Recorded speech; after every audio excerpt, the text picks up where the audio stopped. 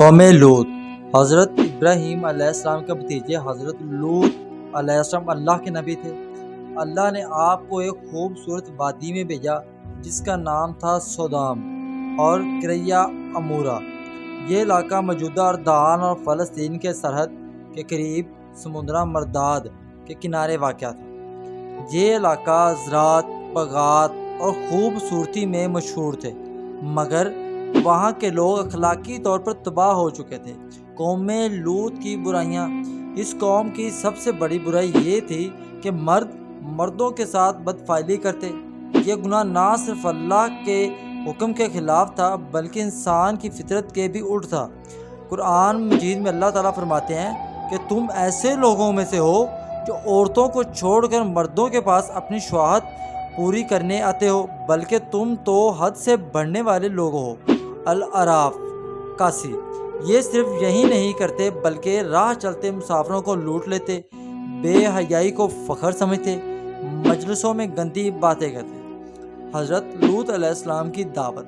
حضرت لوط علیہ السلام نے نرمی، محبت اور حکمت سے انہیں سمجھایا، اے میری قوم، اللہ سے ڈرو اور فطرت کے راستے پر چلو۔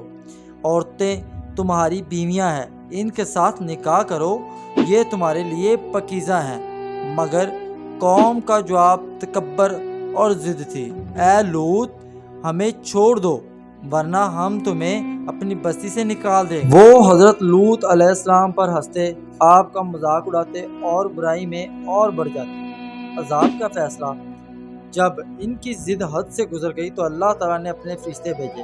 یہ فرشتے پہلے حضرت ابراہیم علیہ السلام کے پاس آئے اور انہیں حضرت اسحاق علیہ السلام کی خوشخبری دی۔ پھر کہا، ہم قوم لوط کو ہلاک کرنے جا رہے ہیں کیونکہ وہ نافرمان ہو چکی ہے۔ فرشتوں کا حضرت لوط علیہ السلام کے گھر آنا۔ فرشتے خوبصورت نوجوان کی شکل میں آئے۔ جب یہ بستی میں داخل ہوئے تو قوم کے بدکار لوگوں کو خبر ہوئی۔ وہ دوڑتے ہوئے حضرت لوط علیہ السلام کے گھر پہنچے تاکہ ان مہمانوں کے ساتھ بدفعلی کریں۔ حضرت لوط علیہ السلام نے دروازہ بند کیا اور کہا، اے میری قوم، یہ میری بیٹیاں ہیں، یعنی تمہارے لیے عورتیں ہیں، یہ تمہارے لیے زیادہ پاکیزہ ہیں۔ اللہ سے ڈرو اور مہمانوں کی عزت کرو۔ مگر وہ باز نہ آئے اور دروازہ توڑنے لگے۔ اس وقت فرشتوں نے کہا، اے لوط، ہم اللہ کے فرشتے ہیں، یہ تم تک نہیں پہنچ سکیں گے۔ تم رات کے پچھلے پہر اپنے گھر والوں کے ساتھ یہاں سے نکل جاؤ اور پیچھے مڑ کر نہ دیکھنا۔ حضرت لوط علیہ السلام کی بیوی۔